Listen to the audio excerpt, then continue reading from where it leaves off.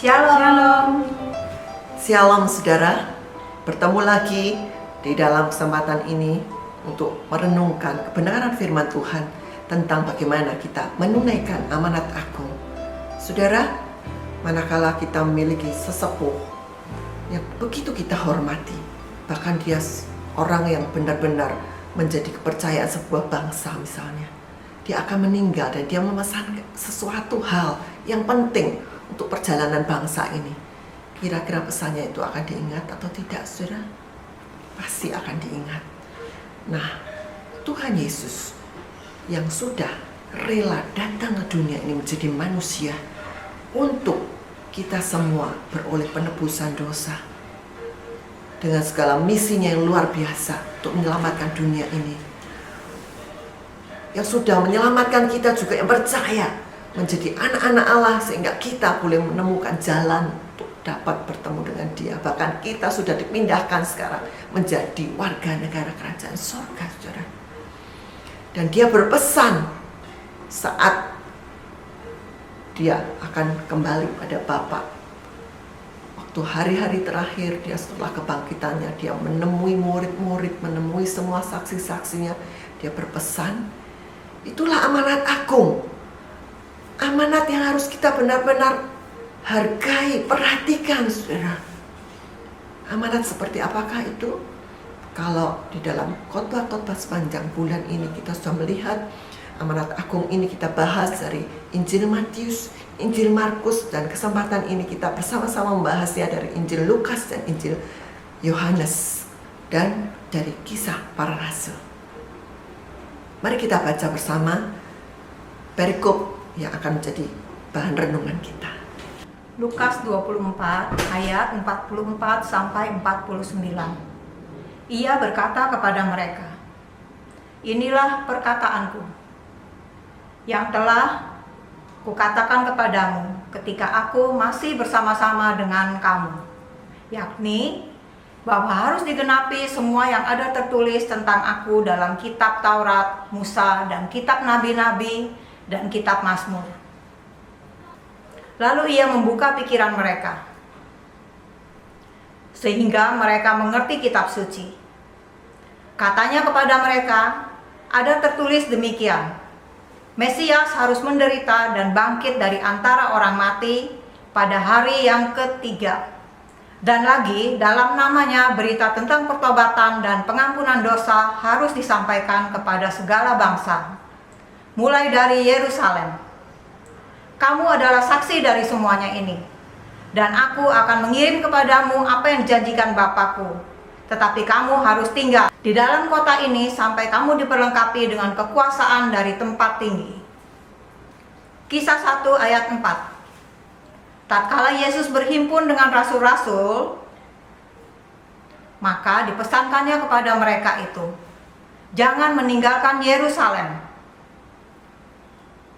melainkan menantikan perjanjian Bapa yang kamu mendengar daripadaku itu. Perhatikan saudara, menantikan. Ada kata menantikan di sana. Kisah 1 ayat 8. Tetapi kamu akan beroleh kuasa kelak apabila Roh Kudus turun ke atas kamu. Dan kamu akan menjadi saksi bagiku, baik di Yerusalem, baik di seluruh tanah Yudea atau di Samaria, sehingga sampai di ujung bumi. Saudara, dari ayat yang dibaca tadi ada 3 hal yang akan kita soroti. Tadi saya sudah sempat menekankan beberapa. Yang pertama yaitu tentang menunggu. Oke. Yang kedua tentang kuasa. Yang ketiga yaitu tentang kamu. Saudara, kata yang pertama kita bahas yaitu tentang menunggu. Kalau mendengar kata menunggu, biasa kita terhubung dengan, kita teringat dengan apa, saudara? Kita pernah menunggu jemputan. Apa yang dirasakan, saudara? Kadang bete ya, nunggu itu ya, janjinya jam 1, sampai jam setengah 2, jam 2 belum datang juga. Kadang-kadang kita bingung, kok nggak ada kabar, di telepon juga nggak bisa. Terus menunggu antrian. Wah, kalau antriannya cuma 3 orang, 4 orang tak masalah. Tapi kalau antriannya tuh panjang bermeter-meter, sampai mengelirukan, saudara, itu sebuah hal yang benar-benar perlu yang namanya kesabaran, perlu waktu. Dan lawan kata, antonimnya dari menunggu itu apa, saudara? Ya, kalau kata bahasa Jawanya sakdet saknyet, apa maksudnya, saudara? Maunya tuh segera mungkin, instan. Tapi Tuhan mengatakan tunggu. Hendaklah kamu menantikan perjanjian Bapa itu. Dengan demikian, saudara, Tuhan memberikan kuasa, memberikan perlengkapan untuk kita menjadi saksi itu perlu yang namanya proses, saudara. Perlu yang namanya kesabaran di sana. Supaya apa? Supaya kita benar-benar menghargai apa yang Tuhan berikan, saudara. Kalau kita melatih anak kita untuk menunggu, supaya dia tidak segera untuk mendapatkan apa yang dia ingin, apa yang kita sedang latih dalam diri dia? Kita sedang melatih dia untuk belajar yang namanya menghargai. Sehingga waktu dia mendapatkan apa yang dia perlukan, dalam tanda kutip mungkin dia inginkan, dia dapat menghargai sedemikian rupa apa yang dia dapatkan itu, saudara. Dan karena dia dapat dengan mudah, dia begitu mudahnya juga menyia-nyiakannya. Saudara, yang diberikan Tuhan adalah sesuatu yang luar biasa. Apa itu, saudara? Tuhan meminta kita menunggu, murid-muridnya menunggu supaya diperlengkapi selengkap-lengkapnya dengan firman Tuhan. Baik firman Tuhan yang tertulis maupun yang tidak mungkin ditulis. Loh, kok tidak mungkin ditulis? Kenapa? Ya, karena dalam Yohanes 21 ayat 25 tertulis demikian. Ada lagi banyak perkara lain-lain yang diperbuat oleh Yesus. Maka jikalau segala perkara itu satu suratkan pada sangkaku, dunia ini pun tiada termuat kitab-kitab yang disuratkan itu. Jadi, kalau semua ditulis, maka tidak cukup kitab atau buku-buku di dunia ini yang dapat menampungnya. Benar. Dalam Kisah 1 ayat 3 dan 4 dan pasal 10 ayat 41 sampai 43 juga tertulis, setelah kebangkitannya, Tuhan Yesus menampakkan diri berulang kali selama 40 hari kepada para saksi-saksinya atau para murid, dan memberitakan dari hal kerajaan Allah dan memberi tugas memberitakan kabar baik kepada seluruh bangsa.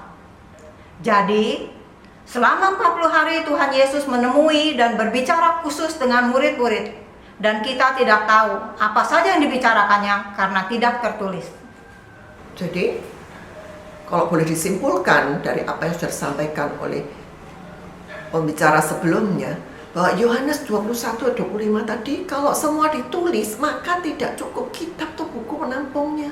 Itu alasannya mengapa dibilang tidak mungkin ditulis. Dan juga di dalam Kisah 1 ayat 3-4 tadi, 40 hari Tuhan berbicara khusus pada murid-murid.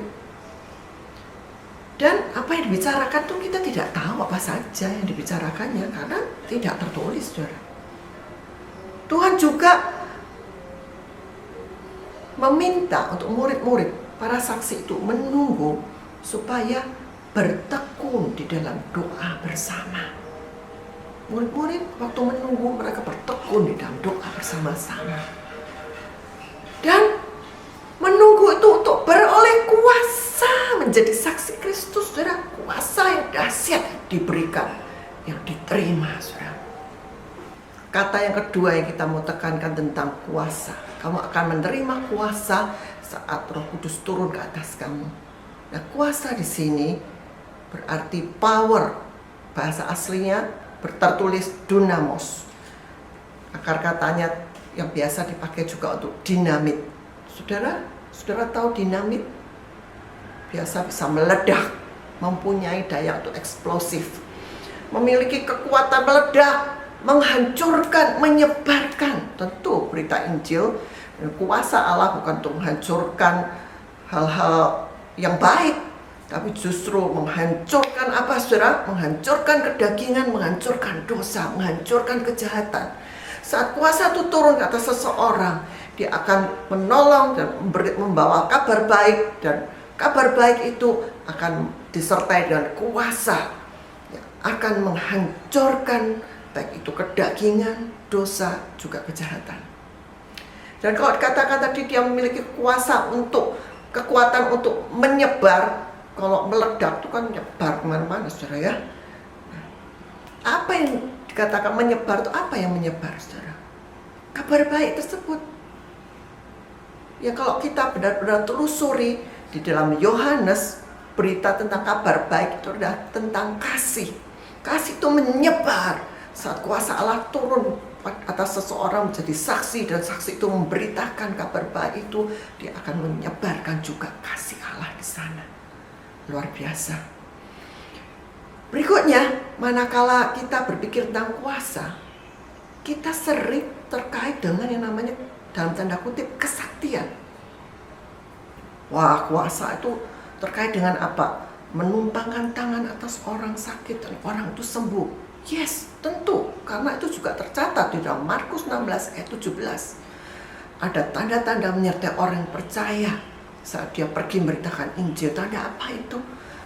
Dapat mengusir setan demi nama Tuhan, dapat berbicara dalam bahasa-bahasa yang baru yang mungkin tadinya dia tidak tahu bahasa apa itu. Untuk dia dapat berkomunikasi dengan orang yang akan disampaikan berita tersebut. Dia akan memegang ular dan tidak akan menjadi bahaya, tidak diserbu oleh ular itu. Tapi bukankah ini bukan hal yang umum? Namun kalau memang harus dihadapkan seperti itu pun, janji Tuhan, orang yang sertai dengan kuasa Allah, dia akan bisa bahkan menghadapi ular pun Tuhan juga memberikan kuasa. Nah, minum racun yang mematikan pun tidak membuat dia celaka. Tapi bukan berarti dibalik. Oh, aku disertai dengan kuasa Tuhan. Racun, mana bukti ini? Aku buktikan untuk jadi demonstrasi. Bukan, saudara. Tapi manakala saat menjadi saksi Tuhan, dan karena menjadi saksi itu, mungkin ada orang yang tidak suka, dia diracun pun, Tuhan menjanjikan kalau belum saatnya dia mati, racun itu tidak akan berkuasa atas dirinya, dan dia tidak akan mati. Dia tidak akan menjadi celaka. Dan katakan orang yang percaya, orang yang sedang memberitakan Injil itu akan sertai juga dan kuasa meletakkan tangan ke atas orang sakit, orang itu sembuh. Luar biasa. Bukan orang itu yang menyembuhkan, tapi Tuhan, kuasa Tuhan yang hadir dan ada dalam diri orang itu, menyertai orang tersebut. Dengan demikian kita, karena janji Allah demikian berderet-deret, ada 5 hal tadi, kita akhirnya terfokus bahwa kuasa itu nanti disertai dengan hal-hal yang sakti seperti itu loh. Dan kita akhirnya apa? Kita mengejar hal-hal seperti itu. Namun kita mau bersama-sama mulai meneliti lebih jauh. Memang Tuhan menjanjikan itu, dan kita harus meyakini bahwa itu akan disertai Tuhan saat kita mau menjadi saksinya. Tapi apakah fokus kita dalam hal menerima kuasa itu adalah untuk mendapatkan kesaktian itu? Mana yang harus menjadi fokus sehingga tujuan pemberian kuasa itu tercapai, saudara? Tujuan diberikan kuasa itu menjadi saksi Tuhan. Saksi sudah memiliki pengalaman ya, baik berjumpa ya dengan Tuhan secara pribadi, meskipun mungkin kasat mata tidak semua orang berjumpa secara kasat mata, tapi bagaimana mengalami Tuhan dengan sejatinya, itu adalah prinsip bagaimana kita sungguh-sungguh memiliki kapasitas untuk menjadi saksi Tuhan. Dan kalau tujuannya diberikan kuasa itu untuk menjadi saksi, fokus yang mana yang harus kita benar-benar perhatikan, memberikan fokus yang lebih utama antara menjadi sakti tadi, ataukah kuasa untuk dapat menguasai diri? Coba kita renungkan. Tentu kuasa untuk menguasai diri. Tuhan akan leluasa memerintahkan apa saja kepada kita. Itu juga menjadikan diri kita dapat dipercaya, aman, dan handal untuk melakukan amanat agung. Seorang yang menguasai diri akan tahan tetap rendah hati. Dan ini sangat penting, yaitu kita tidak ditolak sesudah menjadi saksi, sesudah memberitakan Injil. 1 Korintus 9 ayat 27. Tetapi aku melatih tubuhku dan menguasainya seluruhnya, supaya sesudah memberitakan Injil kepada orang lain, jangan aku sendiri ditolak. Dari 1 Korintus 9 ayat 27, bagaimana kita menjadi saksi tanpa menguasai diri, itu berarti akan terancam untuk ditolak oleh Allah. Bahkan di dalam Matius 7 ayat 21 sampai 23 tertulis, demonstrasi kuasa Allah saat kita memberitakan Injil tanpa disertai dengan melakukan kehendak Allah, tanpa disertai dengan yang namanya penguasaan diri, itu terancam untuk ditolak dan tidak dikenal oleh Allah. Saudara bisa melihat bagaimana pentingnya, dan kita berfokus bahwa kuasa itu yang lebih utama adalah untuk dapat menguasai diri. Kita mendapatkan kekuatan untuk dapat menguasai diri, bukan semata-mata untuk mengejar kesaktian. Kita sangat yakin bahwa saat itu diperlukan kuasa Roh Kudus, kuasa Allah yang luar biasa, yang maha dahsyat itu pasti menyertai kita. Amin. Amin. Saudara akan disertai saat harus menumpahkan tangan di atas orang sakit. Jangan ragu. Tuhan bisa menyertai dengan kesembuhan. Namun jangan itu menjadi satu fokus yang diutamakan. Dan kuasa yang maha dahsyat hanya bekerja saat kita memberi diri dipimpin Roh Kudus. Dan penguasaan diri berkaitan erat dengan memberi diri dipimpin Roh Kudus. Taat kepada pimpinan Roh Kudus. Hidup sesuai dengan firman Tuhan. Saat ada hati nurani yang murni, pasti itu akan memberi penebuhan. Sudahkah kita dipimpinnya? Jadi saudara, biarlah kita memiliki fokus yang benar. Saat kuasa itu diberikan atas setiap kita untuk menjadi saksinya, pertama-tama kita harus benar-benar mendapatkan kekuatan untuk menguasai diri, untuk menaklukkan ego-ego kita yang sangat banyak. Dan ego yang lama itu saudara, yang ratusan macamnya. Di dalam Galatia 5 ayat 19 sana dikatakan, ego kita yang lama yang suka benci, ego kita yang lama yang suka sombong, bohong, dan kadang-kadang itu begitu otomatis berselang-seling dengan ego kita yang baru, yang ada Kristus di sana. Kuasa untuk menguasai diri itu menjadikan kita kuat, memiliki kekuatan yang memampukan kita untuk diguyur penuh, melimpah dengan pengetahuan dari Tuhan, sehingga kita tidak menjadi orang yang sok tahu, tapi kita tetap rendah hati. Saat Tuhan beri pengetahuan pun kita mengatakan, Tuhan, ini belum final, ini belum sampai pada pengetahuan yang benar tentang Engkau. Sebab itu Tuhan, tolong ajar aku lebih lagi Tuhan, bawa aku pada pemahamannya lebih dalam lagi Tuhan. Saat orang lain Tuh pakai untuk menerangkan itu pada diriku, aku mau Tuhan untuk memahaminya dan belajar lebih jauh lagi ya Tuhan. Bahkan juga kekuatan untuk memampukan kita diguyur penuh, melimpah dengan hikmat yang terdalam tanpa menjadi sombong. Amsal 30 ayat 32, bila engkau menyombongkan diri tanpa atau dengan berpikir, tekapkanlah tangan pada mulutmu. Saudara, orang menjadi sombong itu kadang-kadang dengan berpikir dulu, kadang-kadang tidak. Dengan demikian apa saudara?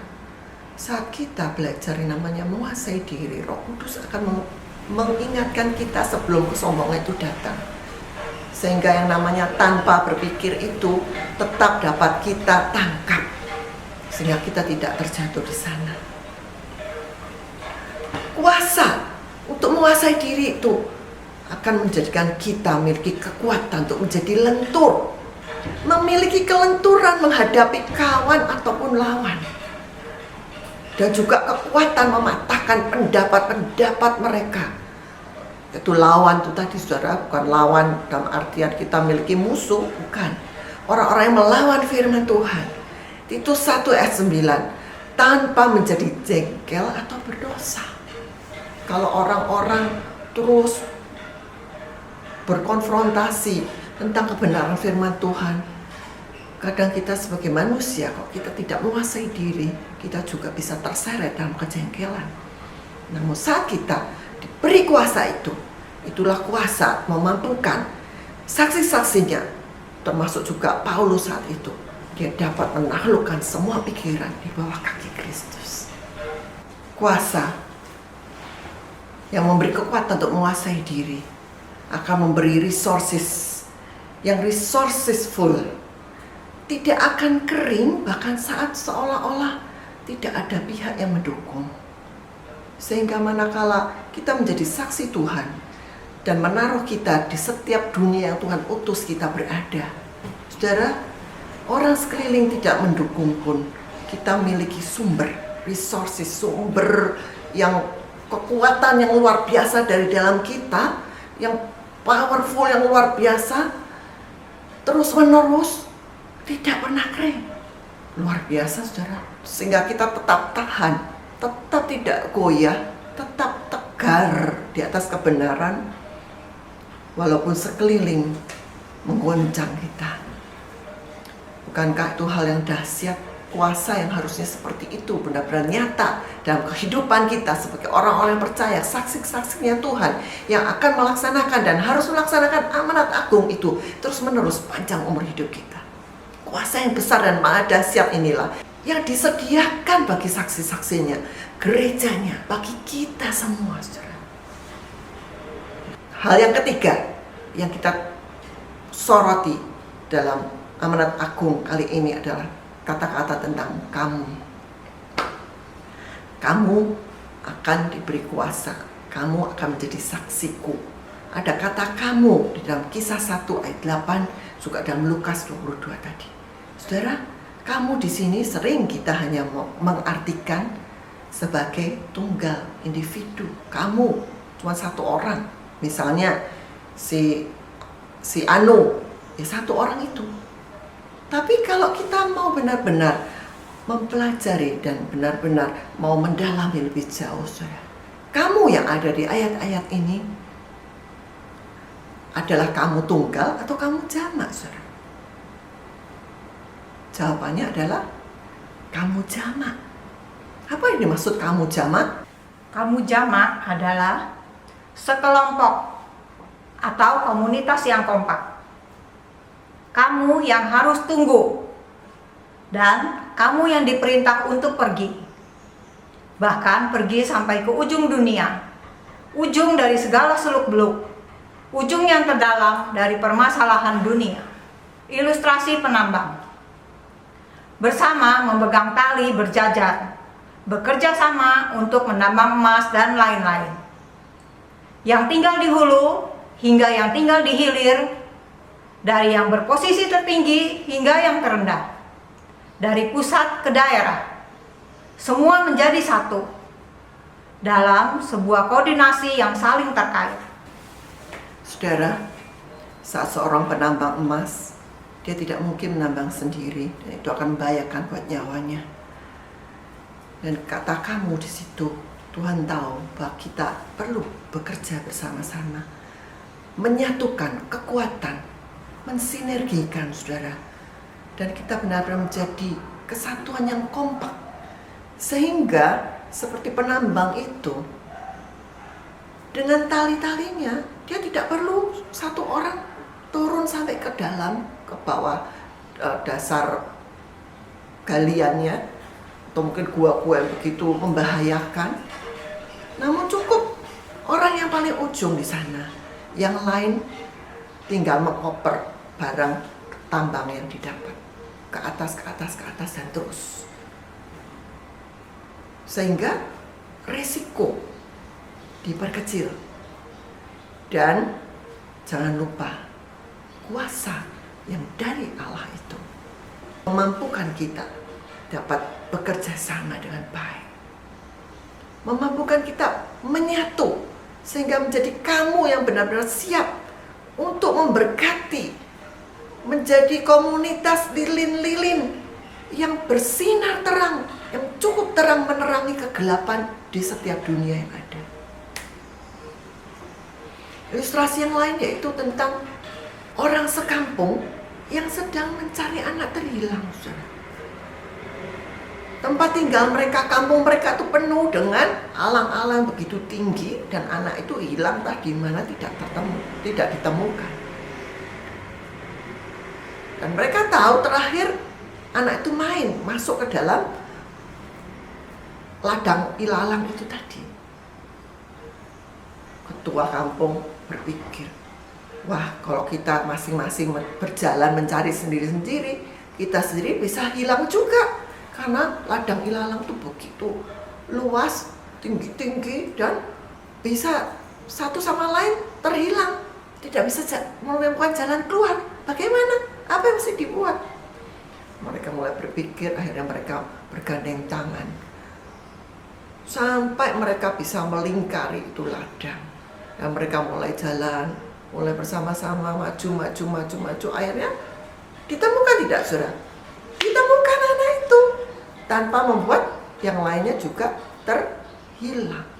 Saudara, menjadi saksi, jangan kita merasa hebat sendiri, saudara.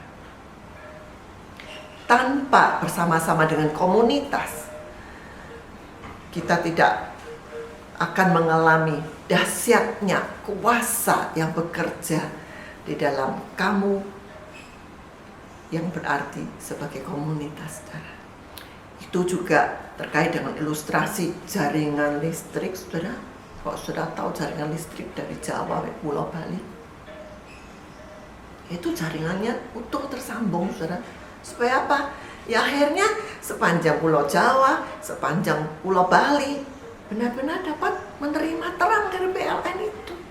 Demikian juga Tuhan rindu, saudara, kita menjadi kamu yang benar-benar bersinergi.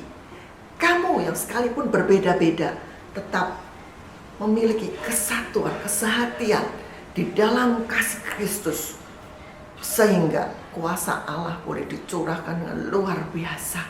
Kita semua menjadi kamu-kamu yang dapat menjadi saksi Tuhan secara efektif dan powerful, saudara. Kamu yang seperti ini jarang, bahkan mungkin belum pernah dipikirkan, belum pernah dicoba. Kamu yang merupakan berkat besar. Dalam 1 Korintus 2 ayat 9, apa yang tidak pernah dilihat oleh mata, tidak pernah didengar oleh telinga kita, itu yang akan disediakan bagi orang yang mengasihi Dia. Saudara, yang tidak pernah timbul di dalam hati, dalam pikiran kita, itu yang akan Tuhan nyatakan. Mari kita mulai pikirkan, saudara, kalau hal ini belum pernah timbul dalam hati atau mungkin dalam pikiran kita. Atau mungkin pernah dalam pikiran kita, namun kita begitu pesimis, kita berkata mana mungkin. Masing-masing sudah bekerja sendiri-sendiri. Apakah itu tidak cukup memberkati? Coba bayangkan kalau satu membagi nasi bungkus di sebuah wilayah di satu hari, ntar gereja yang lain juga bagi nasi bungkus yang sama di wilayah yang sama di hari tersebut. Sedangkan wilayah yang lain masih belum dapatkan pertolongan. Coba manakala itu disinkronkan, saudara, ada koordinasi satu dan yang lain, ada sinergis demikian rupa, sehingga tidak hanya wilayah itu yang tertolong sampai nasi bungkusnya bertumpuk-tumpuk, sedangkan wilayah lain kekurangan, kelaparan, saudara. Manakala kita bisa benar-benar bersinergi, berkoordinasi satu dengan yang lain, itu akan menghasilkan sebuah karya yang luar biasa. Dunia akan lihat, dunia akan tahu bahwa Yesus itulah anak Allah yang diutus Allah untuk menyelamatkan dunia ini. Jadi kamu yang dimaksud di sini bukan sekedar tata bahasa, tetapi real, nyata, ada wujudnya, yaitu komunitas lilin-lilin yang bersinar terang, yang mengikat sampai tiap individu itu terhubung, saudara, dengan semua orang percaya di segala tempat. 1 Korintus 1 ayat 2. kepada jemaat Allah di Korintus, yaitu mereka yang dikuduskan dalam Kristus Yesus dan yang dipanggil menjadi orang-orang kudus dengan semua orang di segala tempat, yang berseru kepada nama Tuhan kita Yesus Kristus, yaitu Tuhan mereka dan Tuhan kita. Saudara, setelah kita mendengarkan renungan firman Tuhan pada kesempatan kali ini, bagaimana dengan diri kita? Sudah siapkah kita untuk menunggu manakala Tuhan ingin menjadikan kita saksinya? Itu berarti kita siap untuk masuk dalam proses bagaimana kita menjadi pembelajar Kristus sehingga kita siap untuk menjadi saksi itu. Itu berarti kita masuk dalam proses bagaimana kita bertekun di dalam doa.